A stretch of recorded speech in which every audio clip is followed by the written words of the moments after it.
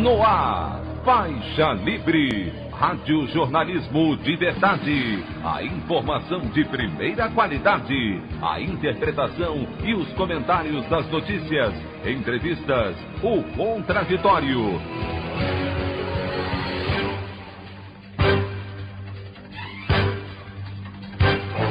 Tudo para aproximar você cada vez mais da realidade do Brasil e do mundo. Apresentação: Anderson Gomes. Guilherme Boulos perde as eleições em São Paulo para Bruno Covas, mas acumula capital político para liderar a esquerda em 2022. No Rio, Eduardo Paes confirma o favoritismo e encerra uma das piores gestões da história do município, a do bispo Marcelo Crivella. Manuela Dávila, do PCdoB, perde em Porto Alegre, bem como Marília Arraes, do PT, em Recife, para o primo João Campos. Partido dos Trabalhadores não elege nenhum prefeito em capitais do país, enquanto o PSOL conquista a Prefeitura de Belém com Edmilson Rodrigues. Presidente Jair Bolsonaro, que abriu mão do depoimento sobre possível interferência sua na Polícia Federal, diz ter informações sobre fraudes nas eleições dos Estados Unidos. Essas e outras notícias na edição desta segunda-feira, 30 de novembro do ano de 2020, do programa Faixa Livre.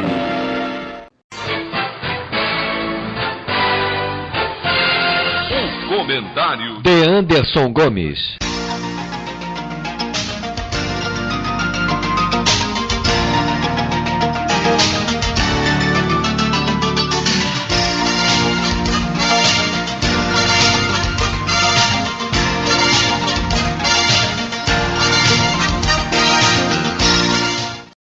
Bom dia, ouvintes.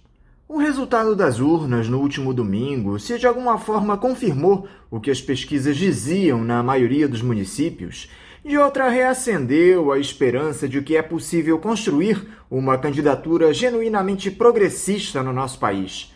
Eu me refiro à bela campanha que Guilherme Boulos fez em São Paulo, berço do tucanato no Brasil, e que reelegeu Bruno Covas.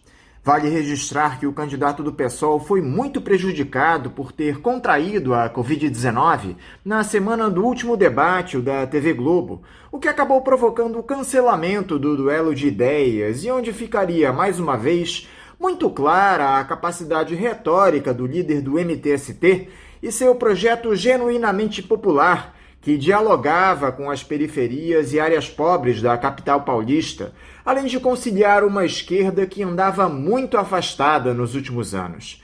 Guilherme Boulos desponta como o nome que pode assumir o protagonismo político no campo progressista, com condições de rivalizar com Jair Bolsonaro em 2022, caso haja um improvável entendimento das legendas de centro-esquerda em torno de um nome agregador no pleito de 2022.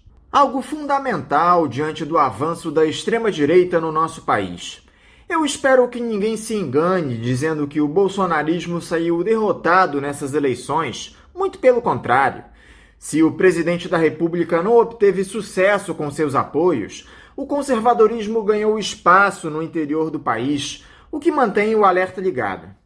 Analisando rapidamente outros resultados, no Rio deu a lógica. Eduardo Paes amassou Marcelo Crivella nas urnas, mandando o bispo licenciado da Igreja Universal com sua campanha difamadora e seu projeto de poder para o lixo da história.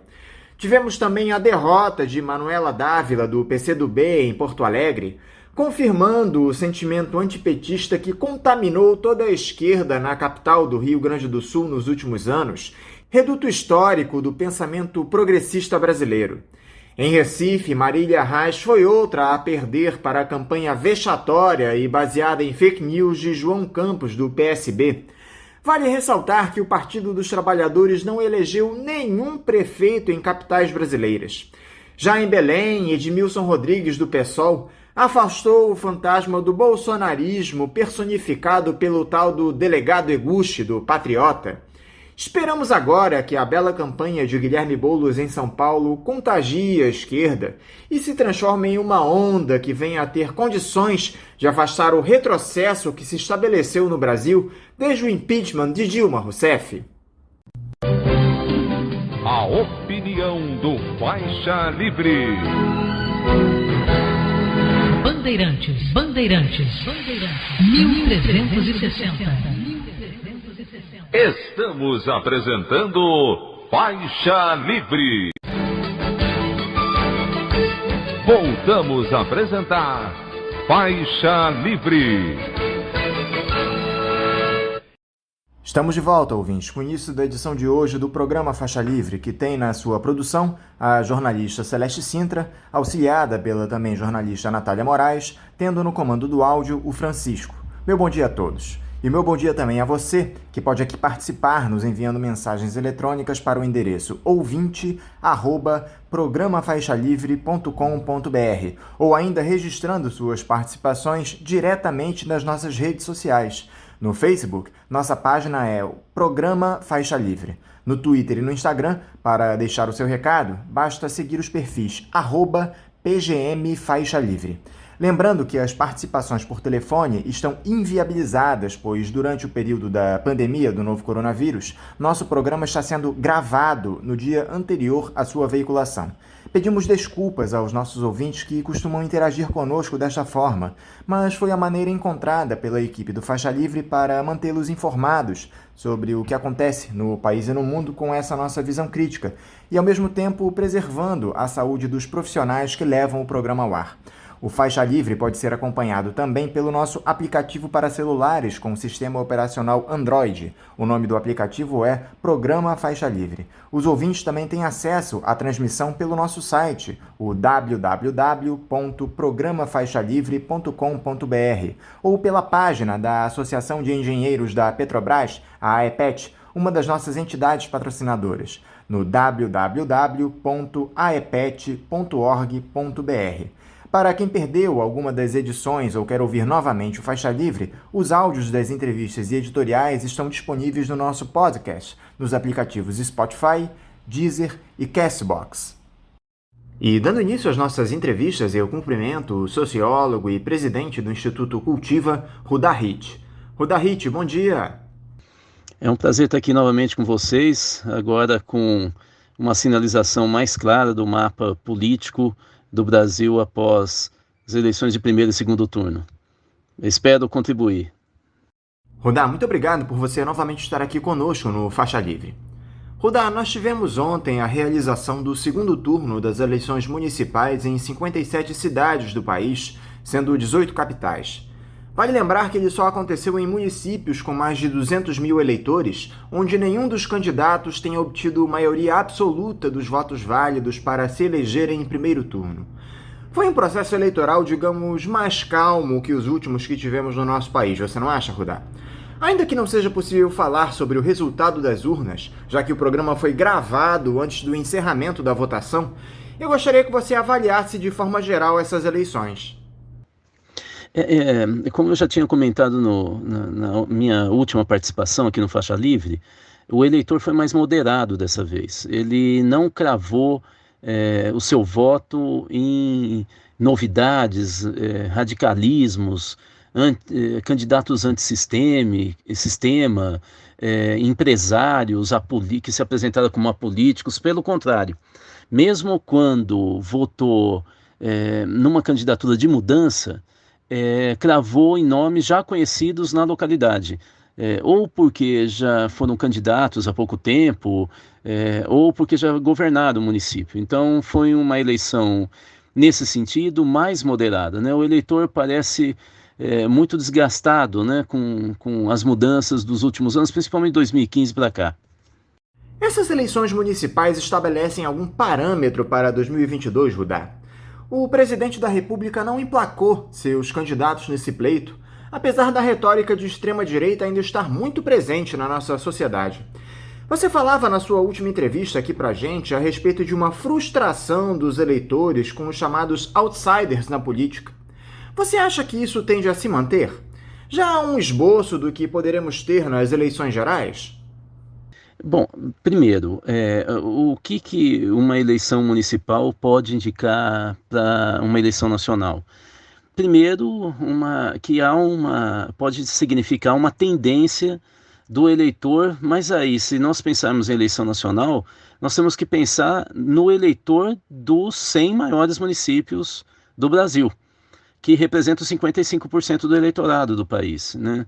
É muito estranho um país como esse, mas 5.470 municípios somados em termos de eleitorado não garantem, mesmo que votarem todos juntos, não garantem a eleição de um presidente da República, né? Nós temos que fazer uma análise muito nítida, muito focada, se nós queremos pensar uma tendência eleitoral, nessas 100 maiores cidades. Nós tivemos 57 municípios que tiveram o segundo turno, estão, portanto, nesse bloco das 100 maiores cidades em que a maioria do eleitorado reside, e nesses municípios a esquerda disputou entre 20 e 25 municípios, ou centro-esquerda, né? Entre 20 e 25 municípios, menos da metade, mas acontece que ela está presente nesses 57, nos 20, 25 mais populosos. Então, a tendência pode ser não exatamente uma candidatura de centro-esquerda em 2022, mas com certeza não será, ou pelo menos a tendência não será mais uma candidatura extremada, né, que tenha tanta força como se apresentou em 2016, 2018. Agora, tudo isso vai depender justamente da crise social, econômica, que persiste no Brasil e está, como a gente já vinha avaliando, economistas, sociólogos, ela no segundo semestre começaria a ter um volume mais significativo. Acabamos de bater um recorde de desemprego no Brasil, divulgado pelo IBGE, e também da performance dos recém-eleitos, né? Evidentemente que, portanto, que nós temos que aguardar, no mínimo, o percurso todo de 2021. Algo que me chamou a atenção, Rudá, é que não tivemos tantas notícias dessa vez a respeito da influência das temidas fake news no processo eleitoral, especialmente aquelas compartilhadas pelos aplicativos de trocas de mensagens, ainda que esse fenômeno permaneça presente na nossa sociedade. Você teve essa mesma impressão, Rudá? Por que as fake news não emplacaram tão fortemente nesse processo eleitoral? Por que tivemos um impacto menor nas redes sociais dessa vez? Não, nós temos que separar. O que tem de novidade é que o WhatsApp não foi usado, como em 2018, como meio de difusão de fake news. Esse instrumento, ele cria uma dificuldade porque ele é um meio virtual de comunicação privada, né? Ele se faz em grupos fechados, né? Nesse ano não ocorreu isso. Os grupos de WhatsApp foram usados para organização de campanha, né? Isso é importante, mas as fake news continuaram onde a esquerda disputou. Está disputando, né, na verdade, né, porque embora tenha acabado o segundo turno, a disputa vai continuar, mas digamos, na eleição, onde foi grande centro urbano, que é centro-esquerda, disputou, nós tivemos fake news, por exemplo, em Recife, Juiz de Fora, Contagem, São Paulo, quer dizer, até o Rio de Janeiro, que não tinha uma candidatura de centro-esquerda, nós tivemos fake news. Voltou mais uma vez a história do kit gay, se falou em demônio, quer dizer, não é verdade que não houve sim, e vai continuar porque é da tradição política do Brasil. É importante a gente recuperar que isso já ocorreu no século passado, ou seja, não é nada novo. É o meio que pode estar mudando, mas o conteúdo sempre foi assim, principalmente liderado pelas candidaturas de direita, ultraconservadoras, sempre utilizaram esses mecanismos, né? Falando agora sobre alguns estados especificamente, Rudá, ainda que meio às escuras, já que não temos os resultados, em São Paulo, a campanha do Guilherme Boulos surpreendeu muita gente. Ele vinha ganhando espaço nessa reta final de segundo turno, conseguindo trazer os indecisos para o lado dele. Independentemente de quem tenha sido eleito, Rudá, o candidato do PSOL pode se considerar vencedor nessas eleições? O que marcou essa campanha do Guilherme Boulos, na sua opinião? Sim, nesse momento, faltando 2 horas para fechar as urnas serem fechadas, já começam a surgir as primeiras pesquisas de boca de urna de São Paulo, indicando a vitória do Bruno Covas, com uma diferença pequena, relativamente pequena, menor de 10%. De qualquer maneira, Boulos muda a história do PSOL e muda a história da esquerda, principalmente no Sudeste, e em especial, obviamente, São Paulo. O PT perdeu a hegemonia da esquerda na cidade de São Paulo, e é provável que agora, sob a liderança do Boulos e Erundina, avance sobre algumas regiões mais urbanizadas de São Paulo, como é o caso, por exemplo, da região de Campinas e assim por diante, o grande São Paulo, né?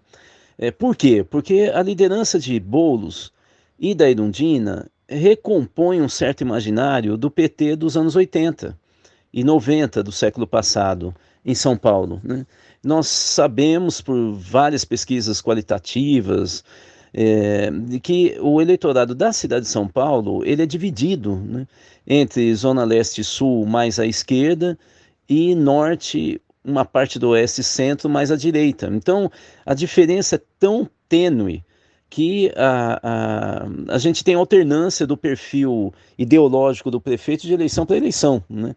De Jânio para Erundina, para Maluf, o Pita e Marta Suplicy, quando estava no PT, para Kassab e Haddad e assim por diante, né? Só que no último período o PT foi tão ao centro que parecia muito próximo de partidos de centro, né? Ou centro-esquerda, mas mais ao centro. Agora nós temos de novo uma mudança de perfil com essa dupla Boulos-Erundina, né? Então há uma mudança, pelo menos possível, muito importante na hegemonia da esquerda na cidade de São Paulo e possivelmente alguns centros mais urbanizados do estado de São Paulo. Te surpreendeu essa unidade que o Boulos conseguiu em torno da sua candidatura, Rudá? Em determinado dia, participaram da propaganda eleitoral do PSOL na TV o ex-presidente Lula, do PT, o ex-governador Ciro Gomes, do PDT, o governador do Maranhão, Flávio Dino, do PCdoB, e a ex-ministra Marina Silva, da Rede. Nenhum líder progressista no Brasil, desde o próprio Lula, conseguiu unir todas essas figuras em torno de uma mesma candidatura. Isso pode ter alguma representatividade no futuro para as forças progressistas, Rudá? Não surpreendeu, não. Não surpreendeu porque, para quem acompanha os bastidores, sabe que a aliança e a unidade de um grupo, de uma articulação de centro-centro-esquerda, né, pendendo para a esquerda, é do PT. Né? Assim, a dificuldade, às vezes motivada por uma postura do PT, às vezes sem qualquer tipo de responsabilidade das lideranças do PT. No PT era uma dificuldade porque, como era uma força hegemônica muito superior até aqui, nesse campo de centro-esquerda, né, principalmente centro-esquerda, ele dificultava uma decisão de aliança que acabasse levando, tinha o risco de levar a uma subordinação de um partido de centro-esquerda à imagem do PT, né? E isso ocorreu com o PCdoB recentemente, né?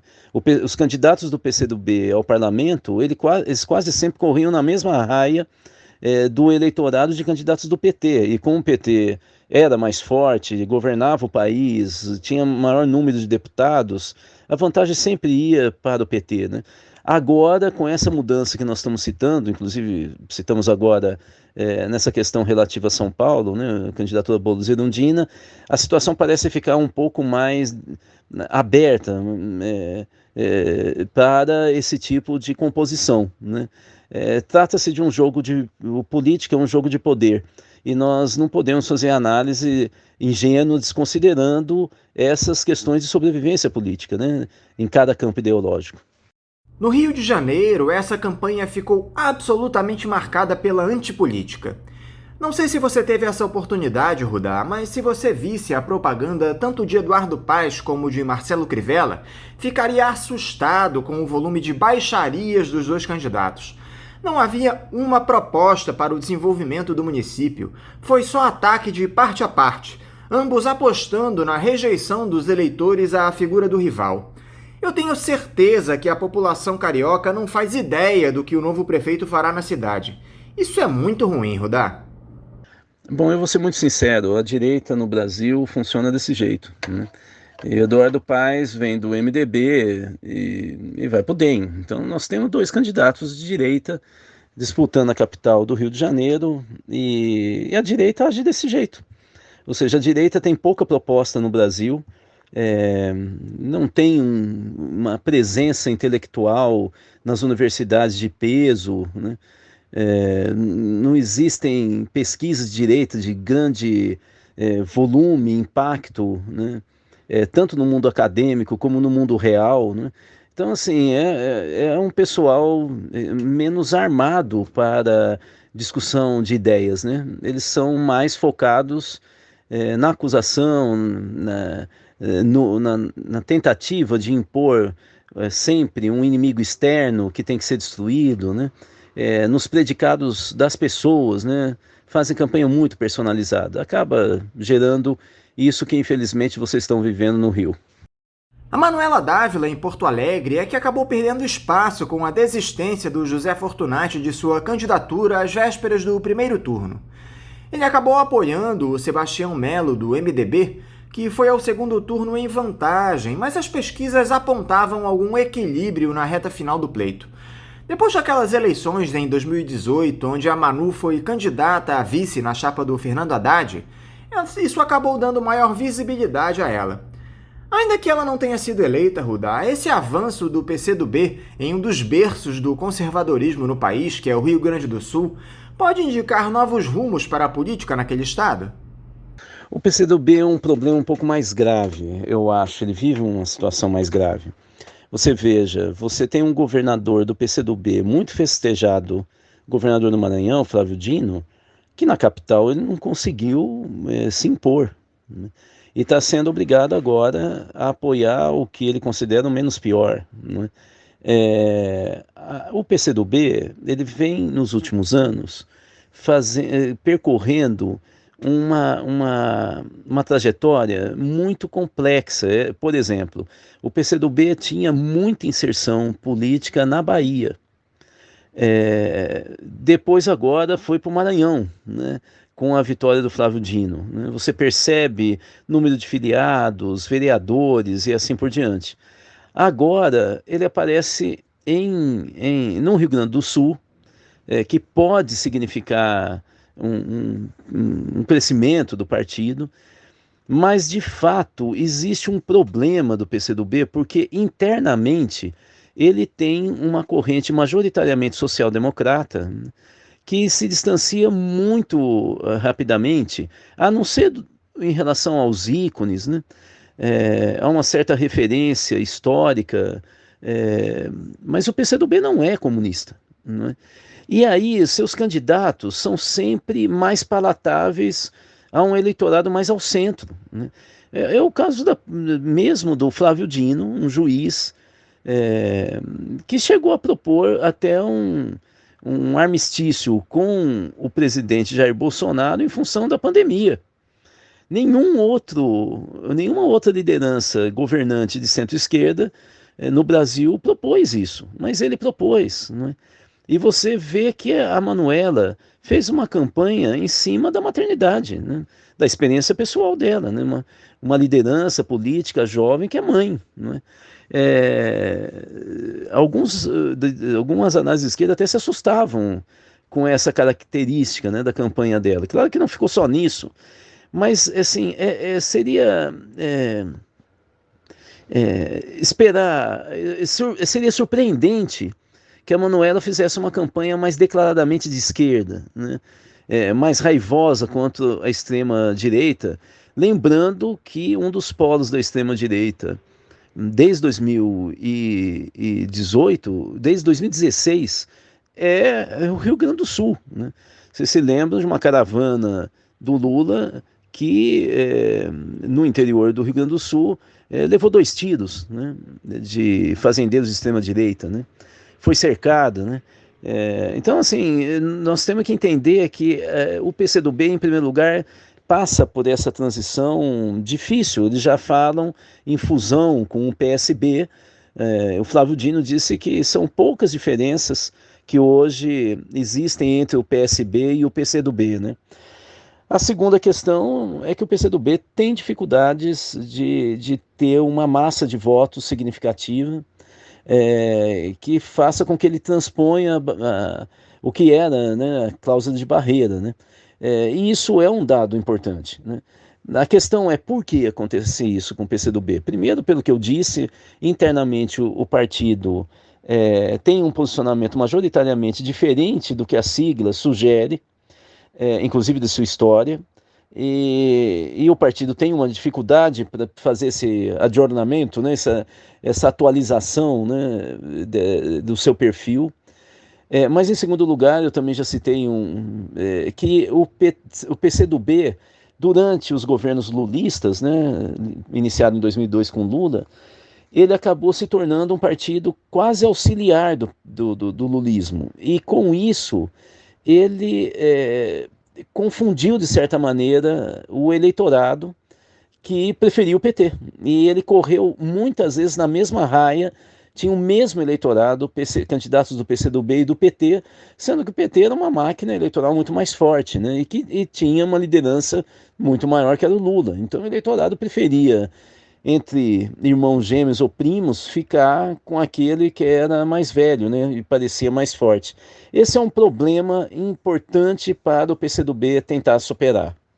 Belém e Recife, Rudá, são outras duas capitais onde as disputas foram acirradíssimas no segundo turno. No Pará, o Edmilson Rodrigues, do PSOL, enfrentava o bolsonarista delegado Eguchi, do Patriota. Já na capital pernambucana, os primos João Campos e Marília Reis duelaram em uma campanha vexatória do filho do ex-governador Eduardo Campos. Você esperava esse tipo de postura do candidato do PSB, Rudá? Como você analisa o quadro nessas duas importantes capitais de Norte e Nordeste? Nós temos no Brasil uma certa tendência a imaginar que os partidos centro-esquerda são alinhados internamente, ideologicamente, como o PT foi nos anos 80. É bom a gente entender que nem o PT é mais alinhado ideologicamente como era. Vide como foi a performance da liderança de Fernando Pimentel, por exemplo, em Minas Gerais, e mesmo Fernando Haddad, que é um candidato mais liberal do que até mesmo social-democrata, né? Então, é preciso que a gente tenha um pouco mais de clareza de que o lulismo criou uma transformação interna no centro-esquerda, porque ao ele tentar, de alguma maneira, criar uma coalizão tão ampla do ponto de vista ideológico, ele também caminhou, de certa maneira, em concessões que fizeram a imagem pública do lulismo, que para o eleitorado era a esquerda, né, do Brasil, ficar um pouco mais diluída. Os partidos de centro-esquerda meio que caminharam também para essa trajetória mais ao centro, né? PCdoB, PSB, inclusive em alguns estados,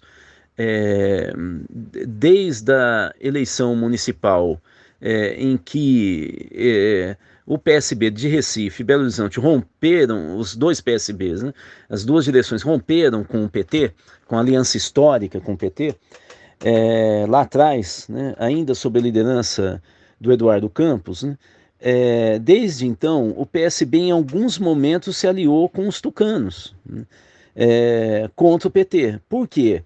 Porque havia uma intenção de tentar ocupar parte do espaço do PT junto ao eleitorado de centro-esquerda, progressista, na medida em que se imaginava um desgaste do partido, mesmo antes de toda a movimentação acusando o PT de um partido corrupto, né? Então, a gente, no caso específico, agora de Recife, que você cita nessa pergunta, é bom a gente lembrar que o candidato do PSB em Recife tem uma relação muito próxima da Tabata Amaral, conhecidíssima deputada federal, que se dizia de esquerda, mas vem votando com a direita, inclusive em pautas capitais para a esquerda brasileira, como é o caso do Fundeb, né? Da educação, né? Que votou junto com o empresariado. Então, é importante a gente entender que a disputa ali não foi uma disputa dos partidos de centro-esquerda, foi a disputa de um certo centro-esquerda que se aproxima de uma visão empresarial contra um centro-esquerda mais próximo de um projeto lulista, né? Pode parecer muito teórico, mas na prática vocês viram no que deu, né? Nós vimos no que deu. Um ataque virulento, inclusive com fake news, contra a candidata Marília do PT.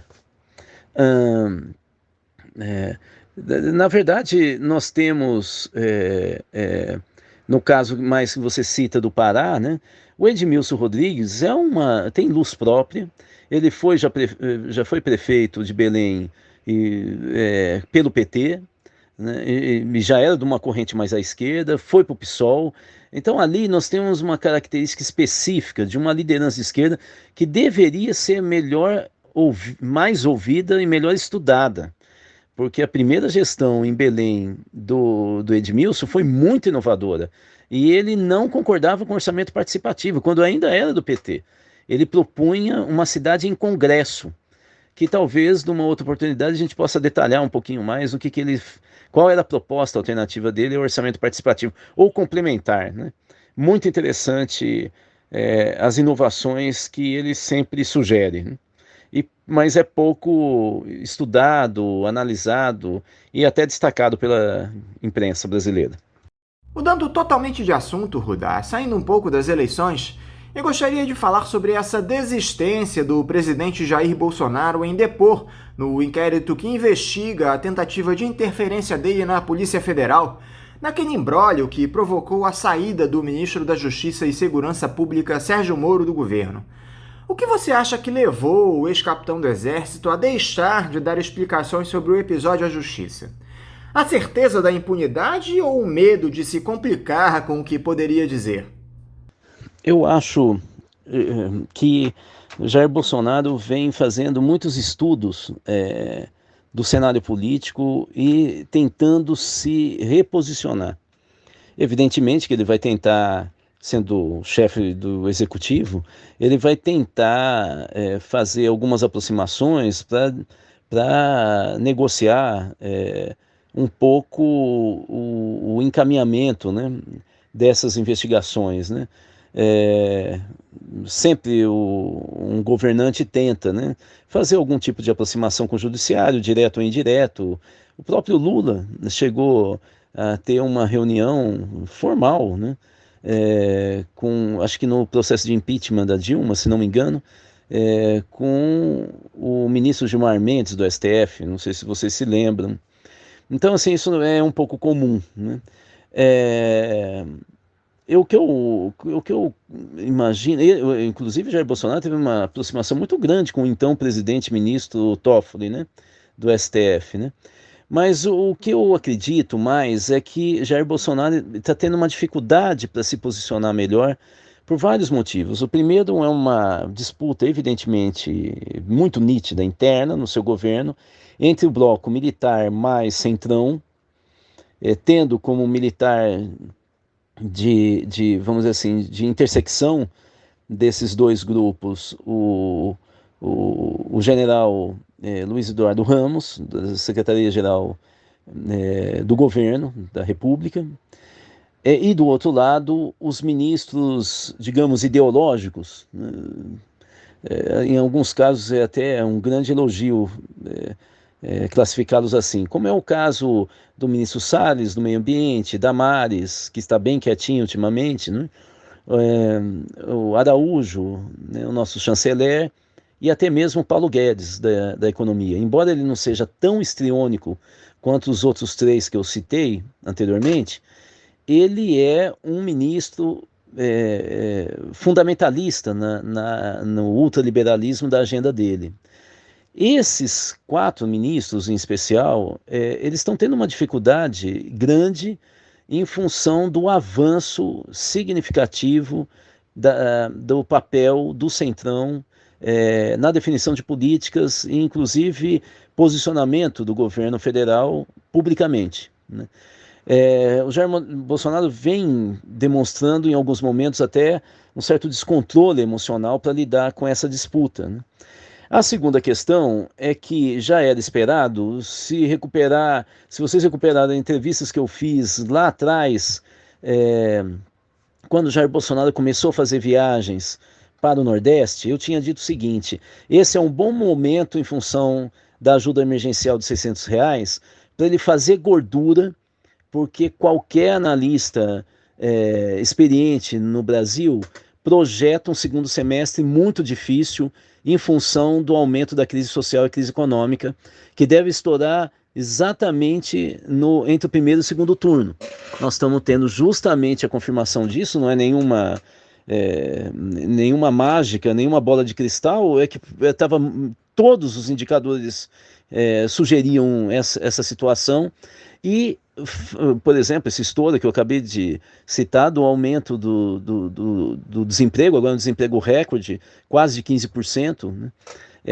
Dos dados oficiais, porque, infelizmente, no Brasil, a gente não mede aqueles que têm diminuição de jornada. O Diese vem fazendo esse tipo de avaliação, e de queda de salário ou renda, né? Aqui a gente só tem os dados de emprego e desemprego, né? Mas, de qualquer maneira, o Diese já fala que é superior a 80 milhões, né, de brasileiros, né?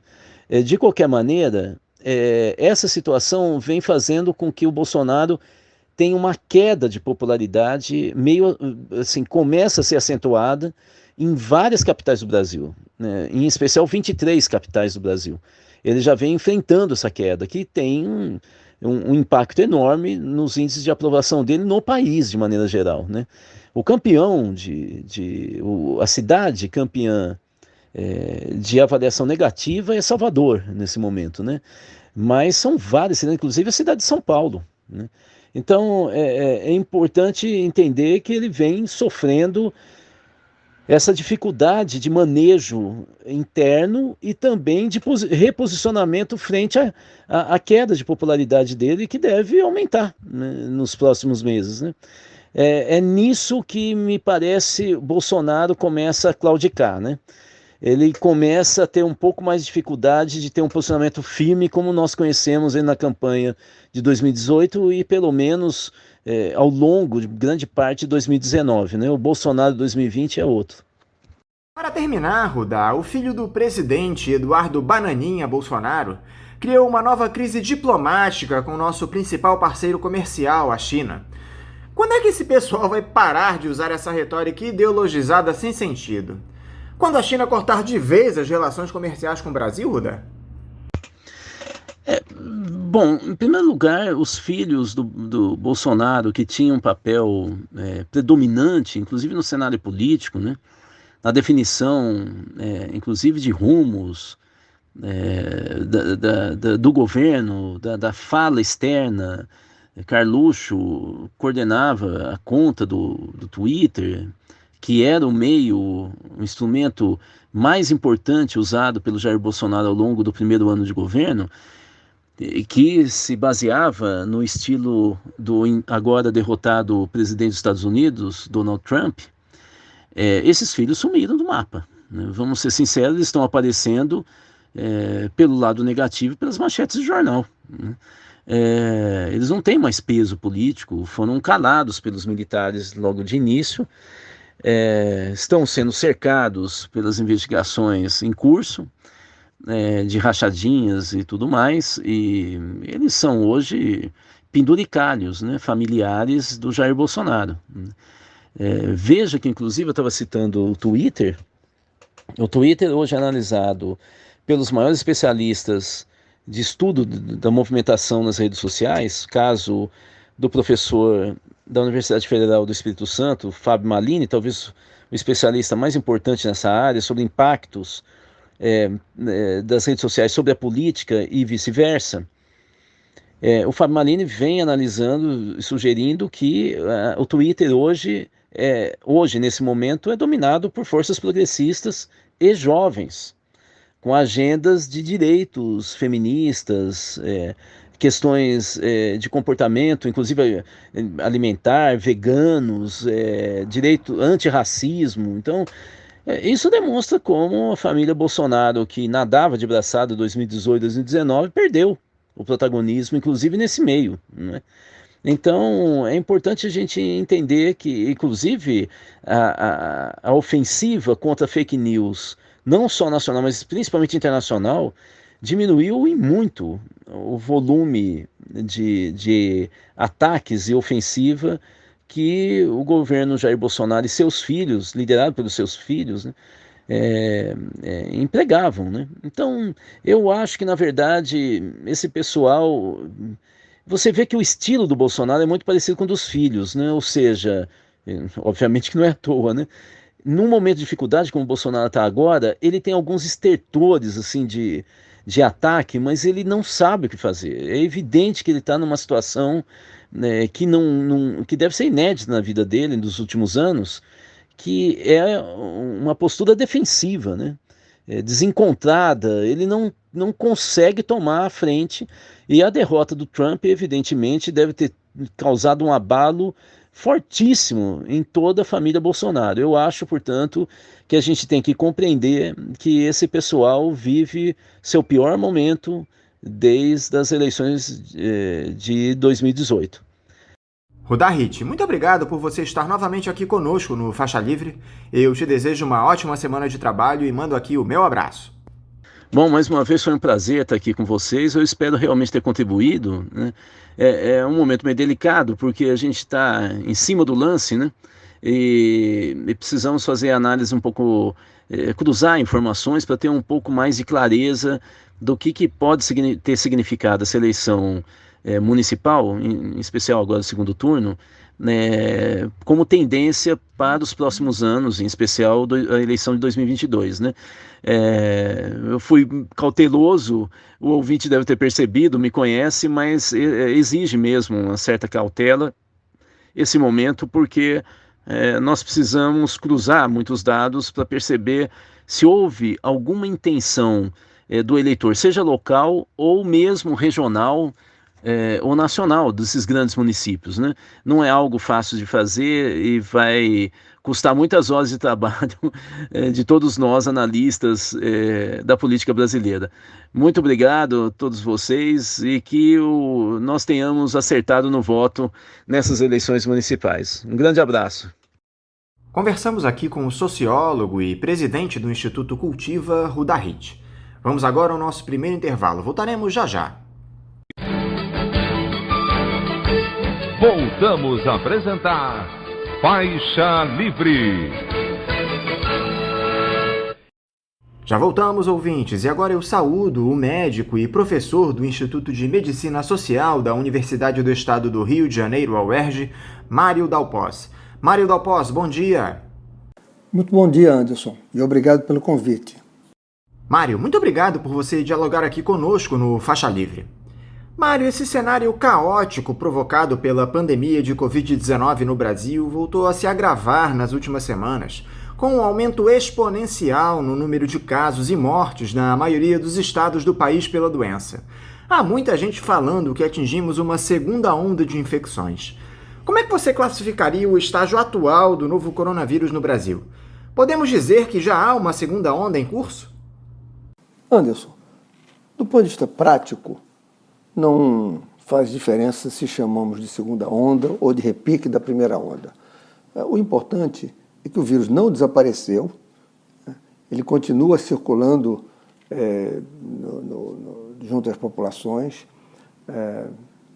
atingindo grupos de pessoas que ou estavam mais protegidas em algum momento, né? Ou que passaram a ter um comportamento diferente agora, né? Reduzindo aquelas medidas de distanciamento social, o uso de máscara, a higiene das mãos, né? Há um cansaço natural da população, é normal isso, especialmente pela ausência de mensagens claras e de orientação das autoridades sanitárias. Alguns momentos agora, devido à campanha eleitoral, né, algumas situações de aglomeração de jovens e outras, muito provavelmente estão sendo responsáveis por essa subida de casos, né, que nas últimas semanas ocorreu no Rio de Janeiro, mas não só no Rio de Janeiro, também em outras cidades e em 10 ou 12 estados brasileiros. Então, do ponto de vista prático, o importante é que o vírus está circulando de maneira bastante intensa e com índices acima daqueles que podem ser controlados. Ou seja, para cada uma pessoa infectada, mais de uma é contaminada. Então, isso é muito preocupante, porque isso significa mais casos e mais casos fatais, infelizmente. Me parece que uma característica desse atual estágio da doença, Mário, é que os mais jovens têm sido muito afetados. A ocorrência da Covid-19 é maior agora entre pessoas de 20 a 29 anos, em relação ao que tínhamos no pico da curva de infecções entre os meses de junho e julho. A que se deve esse fenômeno? Os mais jovens não têm tomado os devidos cuidados com a doença e eles relaxaram nas medidas de prevenção? Anderson, o que ocorre agora é que há uma maior circulação de jovens do que tínhamos antes, seja pela abertura econômica, procura de empregos, transporte público e mesmo as escolas, né? Então, isso tende a ter uma faixa etária a reduzir para a população ativa, né, em torno de 25 a 40 anos, né? Mas isso é provavelmente uma situação transitória, porque esses jovens vão acabar passando e contaminando seus pais, seus avós, né? Essa é a história natural da doença, né? Então, a preocupação é exatamente que a gente possa fazer com que esses jovens eles passem a usar de forma mais constante máscara, né? Adotarem distanciamento social, e isso é um dos objetivos bem importantes dessa fase. E qual é o grau de responsabilidade do governo federal para esse cenário com mais de 170 mil mortes no país, já ultrapassando 6 milhões de infectados? Como é que esse discurso negacionista do presidente da República, Mário, influencia a atitude das pessoas perante a doença? Infelizmente, essa posição negacionista do governo federal tem contribuído enormemente para essa situação bem dramática e essa tragédia mesmo que nós temos hoje de praticamente 170 mil mortos, né? Poderíamos ter uma situação muito melhor hoje se o governo federal tivesse assumido claramente a coordenação das atividades, transmitisse mensagens claras, articulasse os demais entes de governo, fizesse o SUS funcionar, o SUS com seus 3 níveis de governo, municipal, estadual e federal, né? E juntasse os esforços, né, numa única direção, de reduzir danos, controlar o movimento das pessoas, reduzir a aglomeração, né, nos momentos mais críticos aumentar o isolamento, né, além, obviamente, do que foi feito, sem dúvida nenhuma, que foi o auxílio emergencial, né? Somente o governo federal poderia fazer isso pelos recursos e pela sua responsabilidade, mas no campo sanitário nos perdemos em discussões estéreis sobre o uso de certos medicamentos que comprovadamente não funcionavam e não funcionam para o controle da doença, né? E não deixamos de fazer as atividades de saúde pública que são necessárias, né? A promoção da saúde, né? A criação de situações de maior eficiência ao nível estadual e municipal, juntando esforços, né? Então, perdemos muito tempo em relação a essa disputa. E hoje vemos claramente que algumas consequências dessa daí, por exemplo, o fato de que você não tem ainda até hoje uma política de testagem em massa, né, essa situação esdrúxula de você ter 6 milhões de testes armazenados sem ter sido distribuídos, né? A discussão se eles podem ou não ser utilizados com mais tempo. Então, a responsabilidade do governo federal é clara por essa situação em que a gente se encontra e que, em algum momento mais adiante, essa responsabilidade vai certamente ser cobrada em todos os seus mecanismos, né? Tanto legais quanto políticos. É uma situação bastante grave e que é inaceitável do ponto de vista dos direitos humanos e do ponto de vista da responsabilidade sanitária que o governo federal tem. Falando especificamente sobre o Rio de Janeiro, Mário, o número de casos explodiu, bem como aconteceu em todo o país, mas com o agravante de que não há mais leitos disponíveis. A taxa de ocupação no município estava próxima de 100% na semana passada. Não houve uma desarticulação muito precoce dos hospitais de campanha, Mário? Aqui na capital, me parece que só o do Rio Centro permaneceu em funcionamento, não é isso? Você acha que as autoridades, tanto municipais como estaduais, se precipitaram nesse sentido? Anderson, eu acho que a situação é bem mais complexa do que isso. Na realidade, em primeiro lugar, houve um atraso, né, e uma falta de planejamento extremamente séria, tanto do governo estadual quanto do governo municipal. As autoridades sanitárias do Rio de Janeiro jamais se entenderam naquela fase inicial em que seria possível e necessário mesmo planejamento, coordenação de esforços, né, identificação de necessidades em conjunto, né. E aí saiu o governo municipal para um lado, o estadual por outro, e a ausência do governo federal.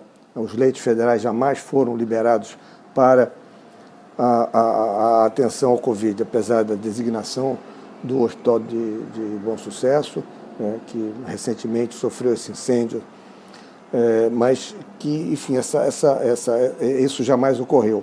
Então, essa ausência de planejamento e de coordenação, né, levou a que iniciativas isoladas fossem feitas sem uma definição, uma previsão adequada do que poderia ocorrer e sem aqueles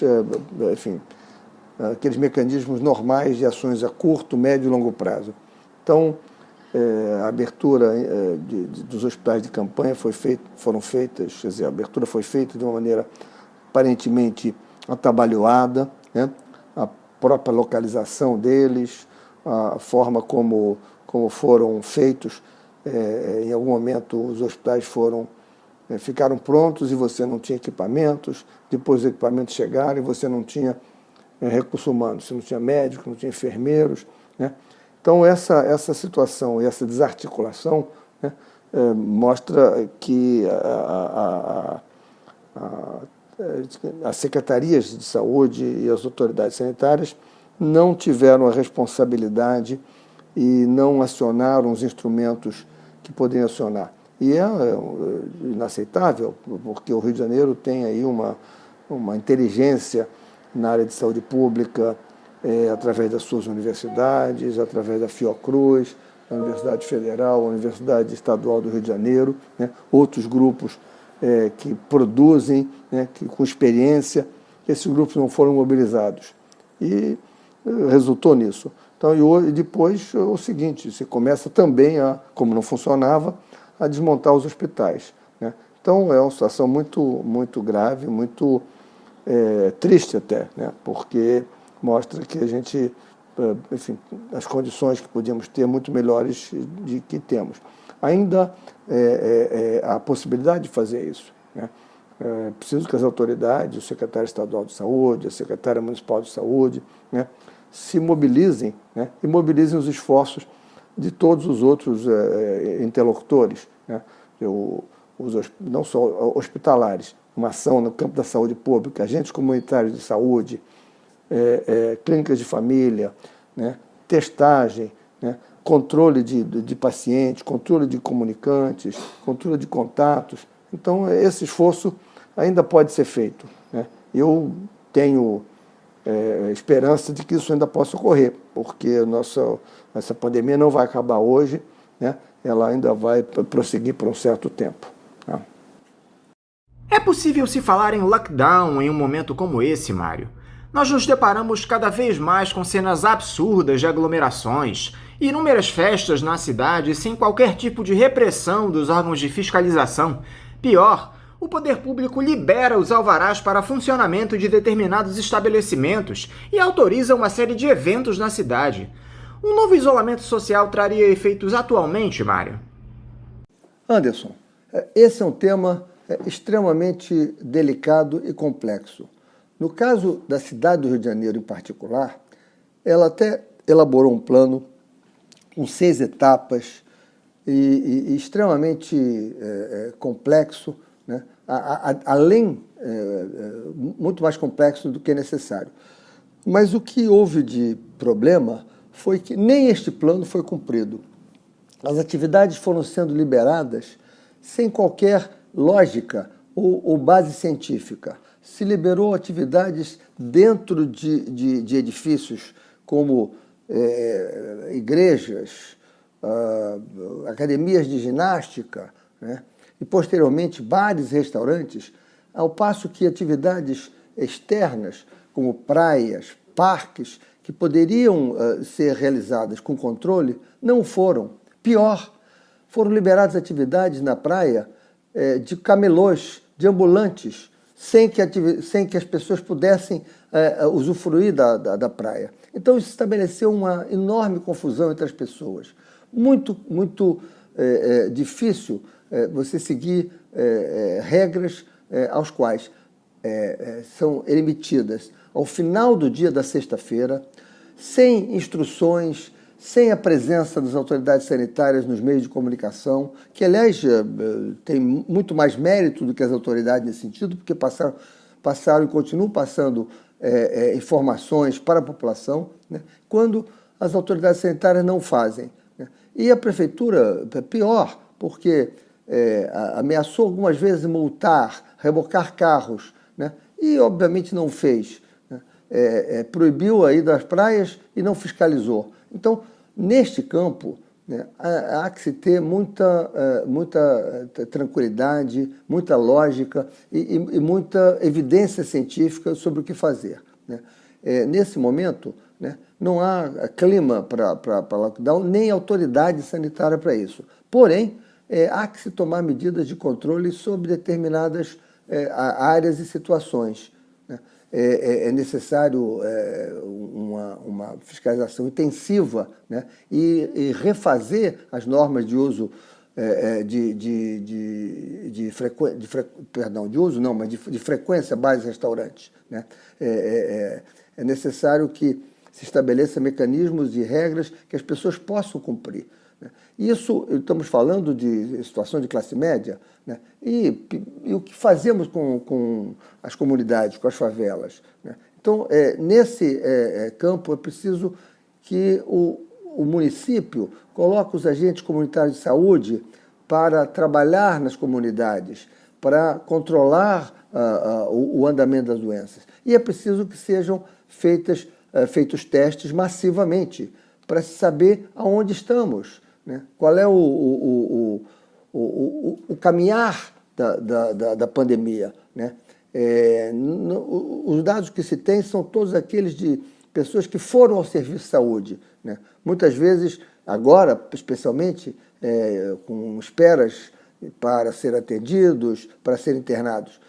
Mas nós não sabemos com certeza qual a situação da transmissão do vírus na população. Então, o momento mais do que pensar em lockdown, intensificar a testagem, identificar os lugares, os bairros, os quarteirões onde há uma contaminação maior, colocar atenção à vigilância sanitária, à vigilância à saúde, né, à vigilância epidemiológica nessas áreas, né, e buscar controlar. E, evidentemente, colocar a polícia, fiscalizar e impedir grandes aglomerações. Né. Essas são, evidentemente, não há nem o que discutir sobre elas. Então, esses são, digamos, os caminhos que, mais do que fazer lockdown ou discutir lockdown, esses são os caminhos técnicos que se deve adotar.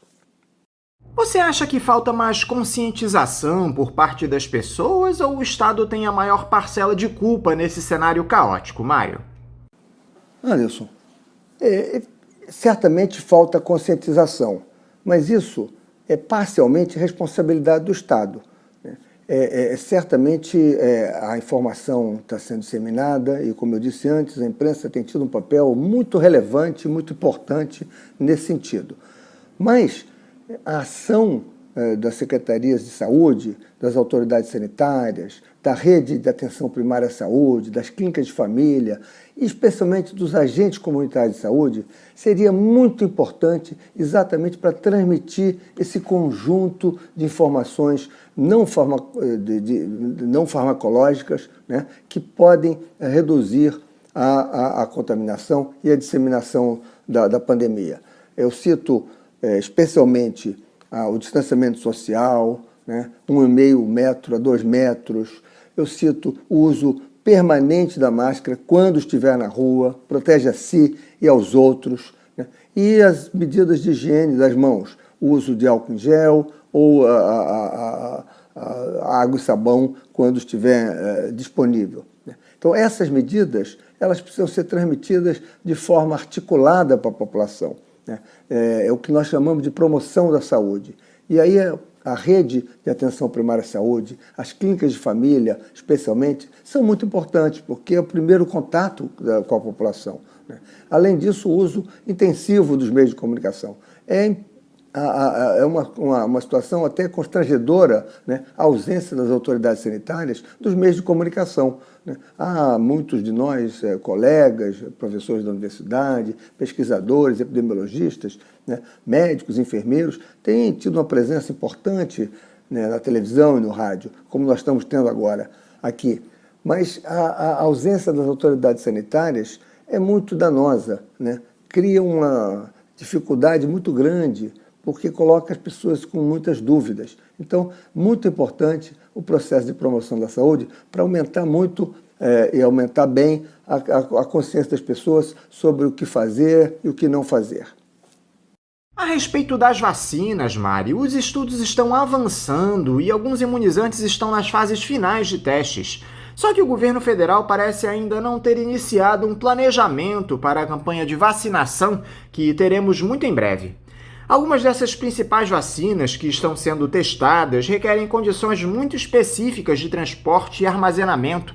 Elas precisam ser conservadas em temperaturas muito baixas, na casa dos 70 graus abaixo de zero. Nós já temos aí o exemplo desses milhões de testes que estão perdendo a validade armazenados pelo governo federal. Você não acha que pode haver um fracasso absoluto nessa vacinação aqui no país? Não só pela lentidão das autoridades, mas pela incapacidade da gestão da Presidência da República e do Ministério da Saúde? Anderson, a questão das vacinas é até interessante de comentar, porque é provavelmente inédito na história, né, da saúde pública do mundo inteiro a quantidade de informação que tem circulado, a discussão sobre vacinas, e obviamente, enfim, do ponto de vista da população, espera uma certa ansiedade com isso, né? Uma quantidade muito grande de informação científica circulando, né? E uma coisa que, enfim, também inédita, a quantidade de press release de notas à imprensa que tem sido divulgado, né? De modo geral, toda a história da vacina, né, ela é feita com anos de pesquisa. Dessa vez, há um volume muito grande de recursos colocado em todas as empresas, né, colocado por governos e pelo setor privado,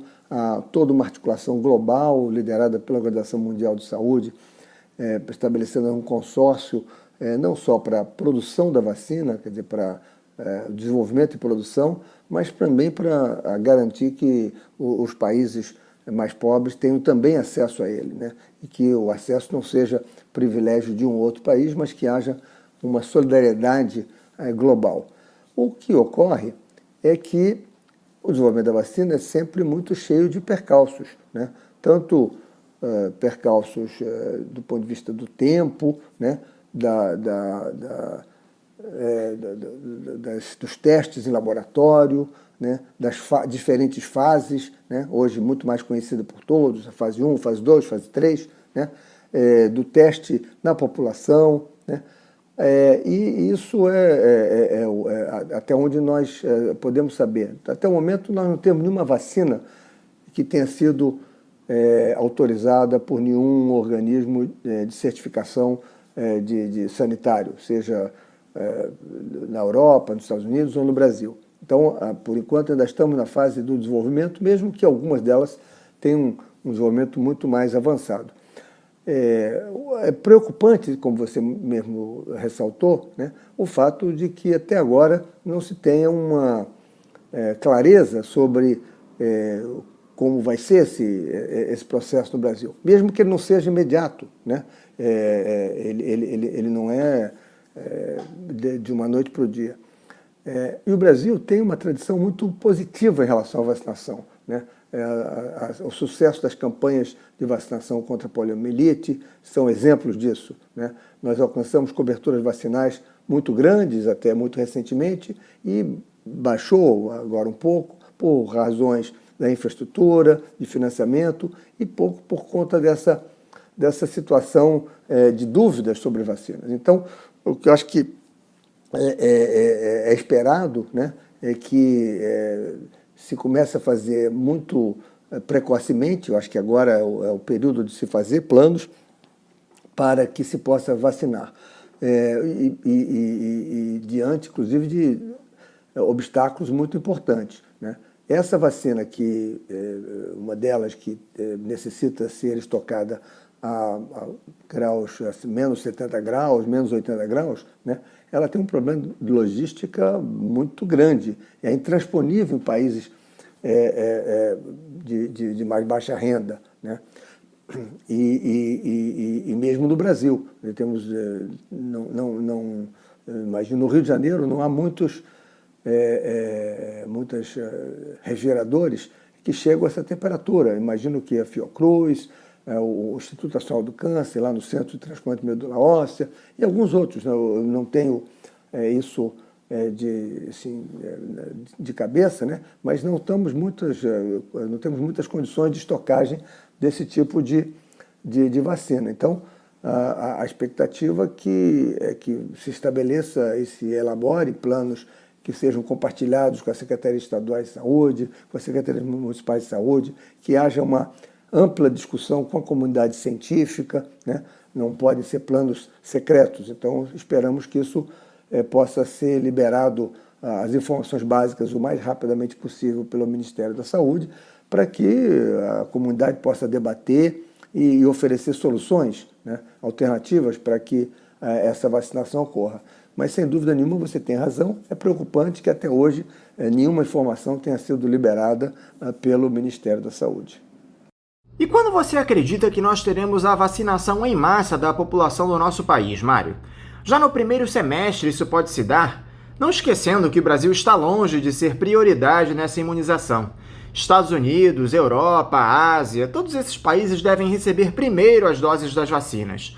O Instituto Butantan e a Fiocruz, por intermédio de suas parcerias, teriam condições de desenvolver a quantidade de vacinas necessárias para imunizar os brasileiros até o meio do ano que vem? Anderson, como eu disse, a experiência brasileira em imunização de massa é muito boa. Resta agora a questão logística. Uma das vacinas completarem seu período de teste, né, de validação, né, de segurança, né, serem liberadas pela Anvisa para que se possa fazer uma produção bastante grande. A Fiocruz e o Instituto Butantan têm condições técnicas e logísticas de produzir a quantidade de vacinas suficientes para provavelmente uma primeira vacinação, né? É provavelmente necessário que o Brasil faça a negociação com outros países, outras empresas, para que isso ocorra. É necessário que haja várias vacinas, porque a produção só de uma delas não será suficiente. Agora, em relação à possibilidade de que isso ocorra no primeiro semestre do ano que vem, Bom, as notícias que se tem, como eu disse, são ainda notícias de imprensa, né? Nenhuma delas está aprovada ainda por nenhum organismo de vigilância sanitária, né? Nenhuma, nem no Brasil, nem na Europa, nem nos Estados Unidos, né? Então ainda há um grau de incerteza grande sobre isso. Mas imaginemos que isso possa ocorrer nos próximos meses, né? 2, 3 meses no máximo, né? Até o começo de 2021. Né? Aí entra a questão seguinte, quer dizer, nenhuma das vacinas ela é eficaz apenas com uma dose. Né?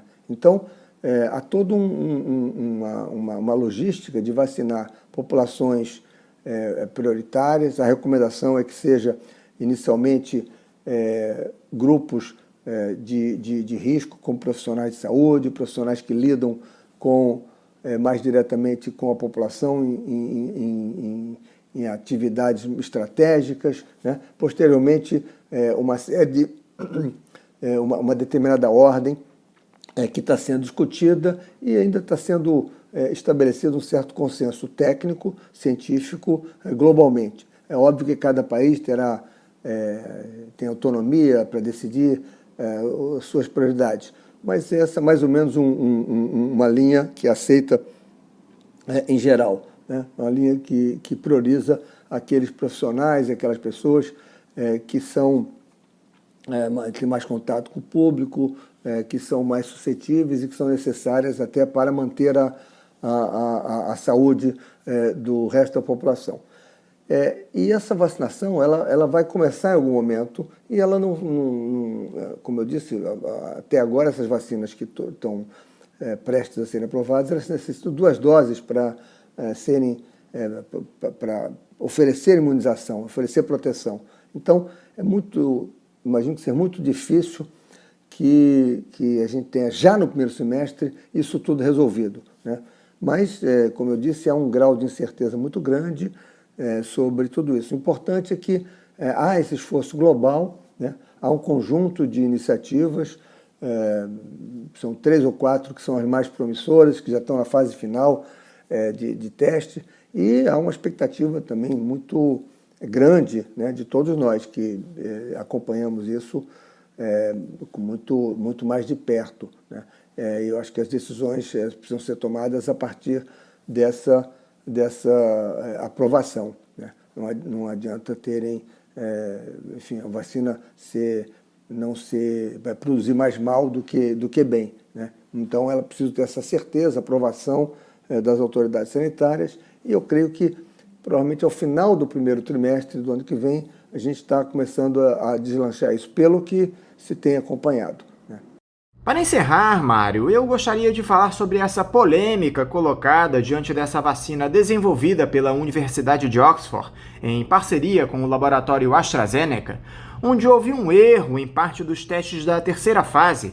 Um determinado grupo de pessoas recebeu fracionada a primeira das 2 doses da vacina. Esse engano acabou mostrando resultados melhores que naqueles pacientes que foram imunizados com as 2 doses integrais. Eu queria saber de 2 coisas a respeito disso, Mário. O que pode ter levado a esse resultado surpreendente com uma quantidade menor da vacina? E como a comunidade científica passa a observar esse estudo depois de um erro primário como esse? Anderson, como eu disse, o processo de desenvolvimento de uma vacina, né, ele tem muitos percalços. Toda a fase inicial de laboratório, né, algumas dessas vacinas elas se beneficiaram de estudos que já vinham há muitos anos sendo feitos, né? A tecnologia delas não é exatamente igual, cada uma tem um determinado caminho tecnológico, né? Algumas são parecidas, uma delas parece que é bastante diferente do ponto de vista da sua tecnologia. Agora, ela é um processo demorado, né? Tem que ser feito a cada etapa com muita segurança. Essa vacina de qual você estava falando, né, enfim, ainda está sendo investigado o que ocorreu, né? Como eu disse, a gente tem tido muito mais notas de imprensa das empresas e de governos do que artigos ou notas técnicas sobre o problema. Então, há um grau ainda de especulação sobre o que ocorreu, mas é, no mínimo, curioso, né? Quer dizer, provavelmente, quer dizer, uma hipótese, por exemplo, é que, no caso da segunda dose, bastaria só metade da dose inicial, por exemplo. Isso é uma hipótese, né? Eu não tenho nenhuma informação e certeza para dizer isso. Eles estão investigando, né? Mas isso pode ocorrer, porque você, especialmente nesse tipo de situação em que há uma pressão muito grande, digamos, política, social, né, econômica, para acelerar o desenvolvimento das vacinas, né, e se contratou grupos diferentes para fazer isso. Isso ocorreu não no Brasil, isso ocorreu na Inglaterra, né, em alguns grupos de população, de voluntários na Inglaterra. Então, o que nós temos que fazer neste caso, né, do ponto de vista da ciência, do ponto de vista do trabalho que a gente faz, é aguardar que os resultados sejam liberados, né, que a empresa, e ela é obrigada a fazer isso, né, ela vai ter que colocar todos os dados num sistema de registro global, que é mantido pela OMS, que é mantido pelos países, né, ao qual a Anvisa no Brasil tem acesso, né, e essas informações vão ser transparentes, né? Nenhuma vacina será aprovada e aceita pela comunidade científica, pela Organização Mundial de Saúde, pelos Ministérios da Saúde, sem que esses dados sejam absolutamente transparentes e não só os artigos sejam publicados, mas as avaliações sejam completadas. Agora, lembrando também que uma coisa é esse processo de certificação, de avaliação da eficácia, né? Uma vez que a vacina comece a ser aplicada em grupos muito maiores, né? Aí nós estamos falando de milhões de pessoas, obviamente aquele percentual que era pequeno, né, no teste, né, ele numericamente, o percentual de problemas que aparece, ele numericamente pode ser maior, né? Algumas situações que podem ter ocorrido. Então, é importante que a gente, especialmente os cientistas, os profissionais da Secretaria de Saúde, do Ministério da Saúde, acompanhem esse processo com muita tranquilidade, né, com muita atenção, né? Não se trata de ter nenhum debate político sobre isso, né? E vamos acompanhar e ver o que é que, enfim, quais são os resultados dessa vacina e dessa investigação especificamente em relação a ela, né? Problemas ocorrem, né? Mas eles precisam ser tornados claros, transparentes, as causas, a forma de corrigi-los, né? E se for um erro humano, as responsabilidades, né? No caso, aparentemente, foi um erro de distribuição, né? Em relação ao grupo que foi preparado para vacinar. Mas essas informações ainda não são totalmente claras e transparentes nesse caso. Eu aconselharia, e eu mesmo, né, tenho muita paciência e leio e acompanho isso com muita tranquilidade. Mário Dal Pos, muito obrigado por você estar aqui dialogando conosco no Faixa Livre. Eu desejo a você um ótimo dia de trabalho e um forte abraço. Anderson, eu que agradeço a oportunidade de conversar com você, de esclarecer alguns pontos, né? Esse assunto é muito importante para a população, para a Secretaria de Saúde, né? E é preciso que todos nós sejamos bem informados e acompanhando isso, né? Eu desejo a você também um bom dia, muito obrigado, até a próxima oportunidade. Conversamos aqui com o médico e professor do Instituto de Medicina Social da Universidade do Estado do Rio de Janeiro, a UERJ, Mário Dal Pos. Vamos agora a mais um intervalo. Voltaremos daqui a pouquinho. Voltamos a apresentar Faixa Livre. Estamos de volta, ouvintes, e agora eu saúdo o doutor em Ciência Política e professor do Departamento de Ciência Política da Universidade Federal do Estado do Rio de Janeiro, a Unirio, André Luiz Coelho. André Luiz Coelho, bom dia. Olá, Anderson, bom dia. Olá, ouvintes do Faixa Livre. Bom dia a todos. É sempre um prazer estar aqui mais uma vez conversando com vocês. André, eu quero te agradecer por mais uma vez você dialogar conosco aqui no Faixa Livre. André, parece que lá nos Estados Unidos, finalmente o Donald Trump resolveu aceitar a derrota nas urnas e autorizou o início do processo de transição de governo, com a chegada do democrata Joe Biden à Casa Branca, ainda que ele e seus seguidores permaneçam naquela retórica de fraude nas eleições. Não por acaso, o ainda presidente disse em discurso na última semana que seus partidários devem trabalhar para anular o resultado das eleições. A recontagem dos votos que os republicanos pediram já se encerrou em quase todos os estados e confirmaram o triunfo de Biden. Como é que você analisa uma situação absolutamente anacrônica como essa?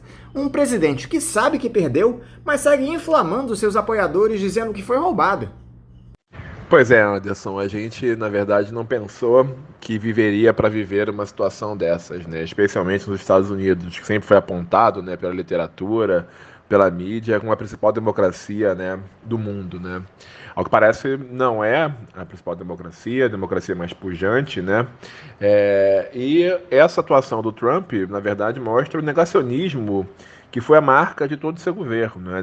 Negacionismo na área ambiental, negacionismo em diversas esferas do seu governo, né? O negacionismo também do próprio Jair Bolsonaro, né? Um dos grandes apoiadores do Trump, né? Negacionismo em relação à Covid-19, né? Então esse negacionismo chega num ponto que não existem, né? E como você mesmo falou, indícios de fraude, né? Não se percebeu em momento nenhum na eleição dos Estados Unidos indícios de fraude, mas ainda assim o Trump se nega a perder, se nega a aceitar a derrota. Quer dizer, ele agora faz o primeiro movimento, né, na direção da transição, mas ainda um movimento que não é tão forte assim, como você mesmo falou. Ele, por um lado, ele permite esse início de transição, mas tenta anular no tapetão, né, porque nas urnas ele foi derrotado. Então ele tenta, através de manobras jurídicas, que até agora nenhuma dessas manobras foi bem sucedida, conseguir permanecer no poder. Isso mostra claramente, né, esse negacionismo dele, né, de aceitar o resultado eleitoral, né, mostra claramente um enfraquecimento da democracia nos Estados Unidos, né, e esse descrédito, né, grande nas instituições políticas e no sistema democrático como um todo. Na verdade, esse tipo de atuação só enfraquece o sistema democrático e a confiança dos cidadãos na democracia, né?